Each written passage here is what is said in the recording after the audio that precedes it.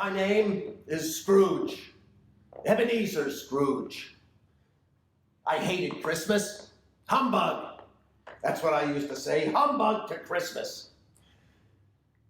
People said I was stingy, a hard man, no feelings for anyone, only cared about money, filthy lucre. And they were right. That's who I was. You couldn't work on Christmas? Why bother with it? But I was not always this way. When I was a boy, I had a home, but my father got sent to prison. He owed debts, and he died there. My mother was a good woman, but she died shortly thereafter, and I was sent to an orphanage. They treated me very badly there, very rough. And I said to myself as I grew up, I will never be poor. I will never again be poor. And so I studied hard in school. I began to work in accounting. I started out working for others, but soon I owned my own business. We did very well. I had a partner, Jacob Marley. He was a friend too, I suppose. We never did anything outside of work. We didn't have the time. We were working 6 days a week, many nights. There wasn't much time for anything else. But we had money. All we needed.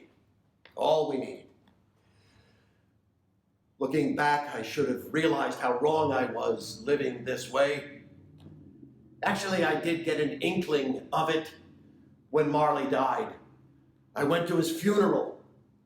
I was the only one there, the only one who cared enough to come.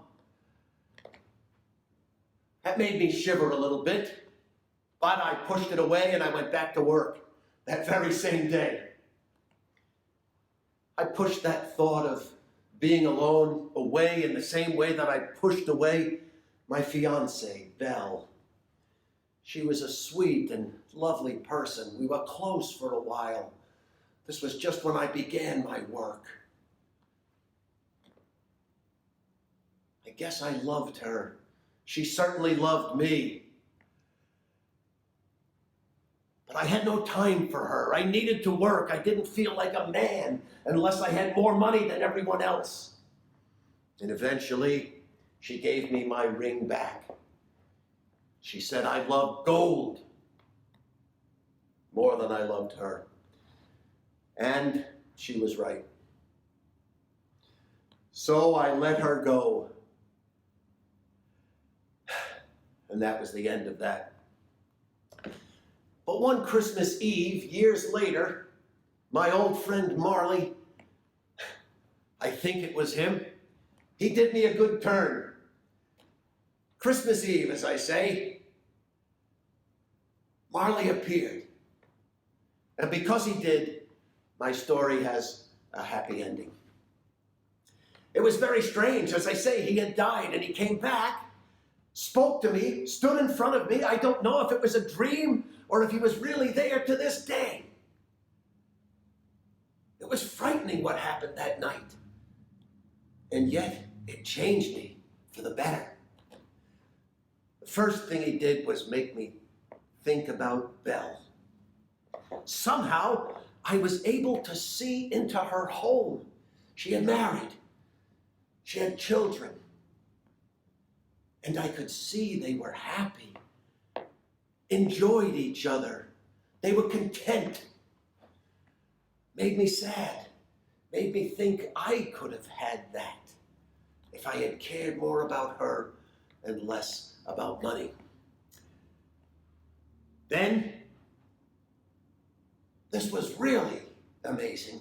Marley took me up into the air. I was floating above the street level there in London, looking down on some people, talking. They were loud. I think they were drunk. They were talking about some man they knew, someone who had died. They said he was an ogre. filthy rich, cared about no one but himself, stayed in his house all day, counting his money. He had died. They were going to go to the house and steal it. I wondered, who were they talking about? And then they started to walk down the street, and Marley and I floated above them, and we followed them, and I saw they were going to my house. And I heard one of them say, "We'll have the last laugh on old Scrooge." I was shocked. I thought to myself, is this going to be my end? To leave money behind only to be stolen by scum like this? Laughed at? Oh, I wanted to wake up. I was getting anxious, depressed. But the final thing that Marley showed me was something that was right in front of me for years. I'd employed a young man, an accountant named Cratchit, Bob Cratchit. He worked for me for many years. The main thing I thought about was, how can I pay him less? How can I pay him as little as possible? That shows what kind of a person I was. Cratchit had a family. I knew that, but I didn't know them. Didn't care to know them. Bunch of brats. But in this case, too, Marley allowed me to see inside their home. And they were seated around a table. And they, too, seemed to be content. A wife and 4 children. They didn't have much. The food, the table setting didn't compare to mine. And yet, they were happy. I saw them joking and laughing with each other. Except at one point, Mrs. Cratchit. My name came up somehow, and she had some choice words about me I will not repeat now. She was not happy with me. I'd mistreated her husband, she said. She went on and on about that. And yet, Cratchit defended me. I was amazed at that, after the way I treated him. Well, they had one boy there, Tim. Tiny Tim, they called him. Deformed leg. Had to wear a brace. Use a crutch. When he was out of the room, the father told the family something he had said earlier that day as they were walking in the street. Tiny Tim had said he hoped people saw him a cripple so that they would remember who it was who had made the lame walk and who had made the blind see. Lame walking and blind people seeing. I knew those words. Before she died, my mother used to read the Bible to me. That was about Jesus. How long it had been since I talked or thought about him. It would be his birthday that next day. People would be celebrating. And then Bob Cratchit went on to say how amazing it was that the boy had said that when he might die soon. I was strangely drawn to Tiny Tim. I'd never cared for cripples before. Not useful. Didn't have time for them. And yet now I wanted to know how someone so sick could have such feelings for other people and for this Jesus. So in the dream, I yelled out. They couldn't hear me, but I yelled out, "What's going to happen to him? Will he die?" And then a voice, I don't know if it was Marley or a spirit, replied, "I see an empty seat at the table and a crutch without an owner. This family has no money for a doctor. He will die." No, I thought, no, I want him to live. Stop this. Made me very angry. Wake me up, I said, please. I thought to myself, I have money, I can help this boy. I almost couldn't believe it was me saying that. But I didn't want death to be his end. I wanted to help. Something had happened inside me. Please, I yelled again, don't tell me it's too late.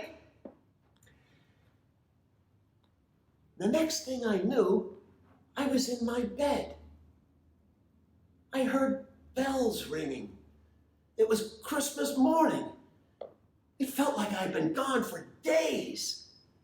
And yet, it had only been a few hours.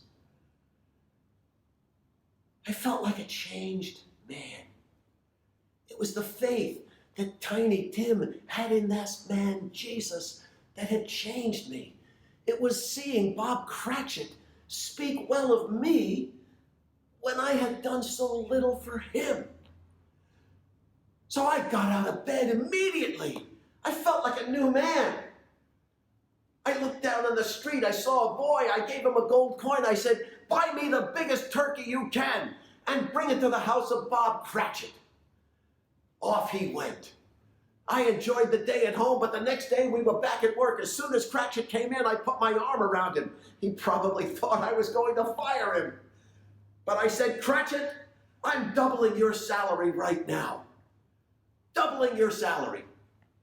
I want you to take Tiny Tim to the hospital. And that's exactly what happened. You see, all these things I'm relating, they happened years and years ago. Tiny Tim is a man now with a family of his own. He still walks with a limp, but he doesn't use a crutch. We became good friends, very good friends. I even became friends with Mrs. Cratchit. And for the rest of my life on earth, I didn't live for money anymore. I did what I could for people. I made them my priority. The money that I had, I gave it away to charities, churches. I had fun doing it. It's true what Jesus said. It's more blessed to give than to receive. And it was later written of me, he became as good a friend, as good a master, and as good a man as the good old city of London had ever seen. And honestly, for the first time since I was a boy, I was happy. And it made sense. At Christmas, God sent this gift of love to the world. And when we act in love towards others, we emulate him. And that's the kind of people that we should be. We give in his name. Somewhere else in the scriptures, it says, if anyone has material possessions and sees his friends in need and doesn't help them, doesn't pity them, how can the love of God be in that person? And that's true. That was me before, but not now. So I'll end my story by saying something that my nephew Fred said once. He said, I always thought of Christmas as a good time, a kind, forgiving, charitable, pleasant time, the only time in the long calendar of the year when men and women open their shut-up hearts and think of others. And therefore, though it's never put a scrap of gold or silver in my pocket, I believe it's done me good and will do me good. And so I say, God bless Christmas. And as Tiny Tim used to say, God bless us, everyone.